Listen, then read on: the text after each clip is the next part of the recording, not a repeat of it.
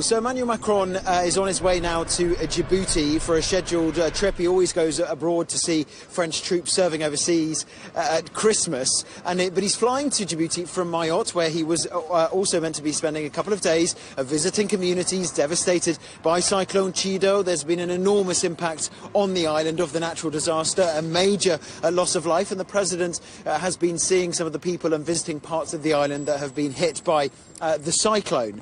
There was, however, footage that has been released of very angry exchanges. The President shouting, the crowds shouting back at him.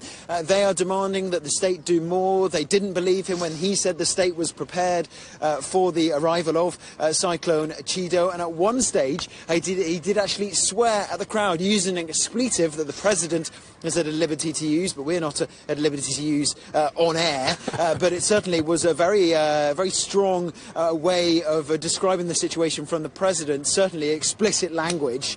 That was a nighttime visit to one community. I should also add, though, Paul, during the day today, so earlier in the morning, Mayotte time, the President was quiet. He was visiting other communities. He was contrite. He was reserved.